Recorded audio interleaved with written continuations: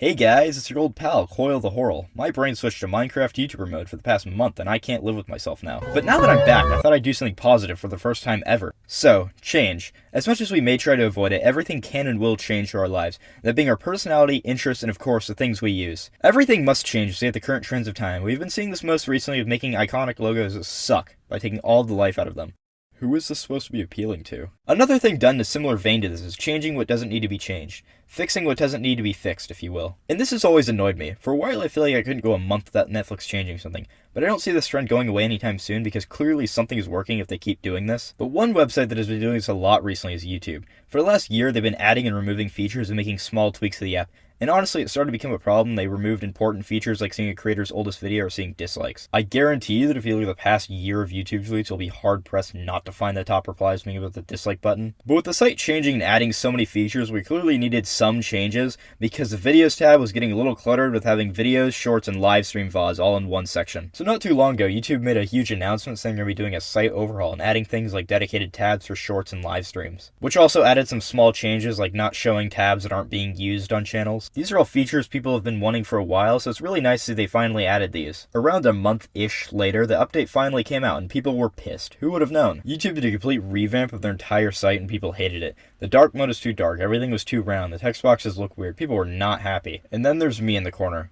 I kinda like it. Now I don't owe an explanation why I specifically liked the design, I just simply thought it looked nice. But that had me a little curious. Why do so many people hate the design so much? I mean, pretty much the entirety of r/YouTube has been discussing the redesign, so I asked a question. I've noticed a lot of negativity, especially here, surrounding YouTube's design overhaul and the website/app, and I personally don't see a huge problem with it. In fact, I kind of like it. I was hoping some people could say what's specifically wrong and why so many people hate the new layout. Thanks. And I waited. And nobody responded. But after doing my immense hours of research, I realized, oh yeah, people just whine about everything being changed. It doesn't really matter if the changes are even that bad or hell bad at all. People don't like change. Now, not to discredit the people pointing out actual flaws with YouTube at the current moment, but people won't accept the fact that dark mode is actually dark now. And yeah, personally I would be pretty mad too if I saw my house change color overnight. Oh! Not again!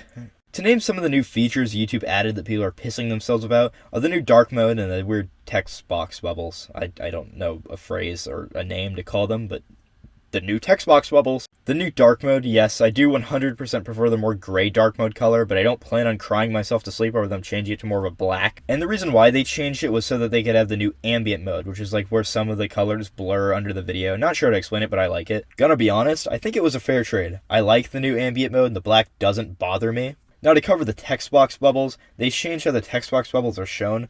That's about it. I don't see a clear reason why they did this, but I'm not bothered. I only plan on losing 2 nights of sleep because of this. Over the last few months, YouTube's been adding and removing random features. We first started noticing this was when YouTube removed dislikes in late 2021 to quote-unquote protect the mental health of our creators.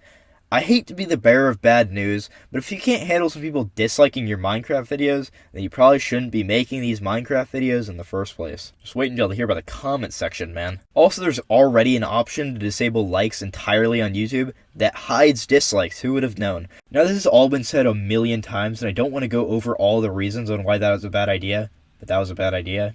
I also noticed some smaller features get removed, like having the option to see the first video on a creator's channel. I don't see a reason why they bothered doing this, since you could always just scroll to the bottom. Now you may wonder why I specifically like the new YouTube layout, and it's more just I can handle change a lot more than others can. I'm going to talk about Twitter now, because I think this is a good excuse, and I want to talk about it, because I hate myself. Also, this video is written before Twitter Blue came out, so some of this might not age the best. Around a week ago, Elon Musk purchased Twitter for $44 billion. I myself wasn't completely against this, because I felt like Elon knew the problems with Twitter and knew what we wanted fixed. Clearly, I was wrong. Besides the Twitter Council, this main thing he announced is instead of earning and usually not getting the verification mark, now I have to pay $8 for one. Now believe it or not, this isn't a terrible idea. The original idea of the Twitter checkmark was to verify if a person was real, usually being a big name or a politician. So Big Musk put back the original idea and made it a subscription service, because that's what we needed.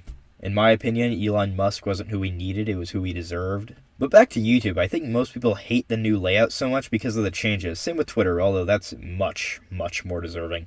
And you know what? If you truly hate how YouTube looks now and it's impossible for you to use, there are countless of browser add-ons that make it look how it used to and brings old features back. You know, I think we should look what we got with the update. I do quite like the new ambient mode, and the dark mode isn't bad, but I can definitely see why so many people are so opposed to these. And even though I wish there was a way to turn the more gray dark mode back on, I don't really care. And they did add a new cool like button animation, which was on mobile for a while, but they finally added it to PC. And maybe I'm not the best person to tell you this, but maybe we just stop looking at the negatives in a situation and start looking at more of the positives. I always feel the need to end these on a joke, but what? I haven't really said this publicly, but I decided to make an awesome Instagram for some awesome posts, such as random things I feel are appropriate to post on my story and maybe some small updates, and the occasional post twice a year of showing my face.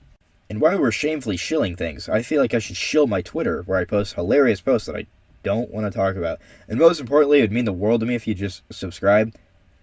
Okay, shilling over. Get the out of here.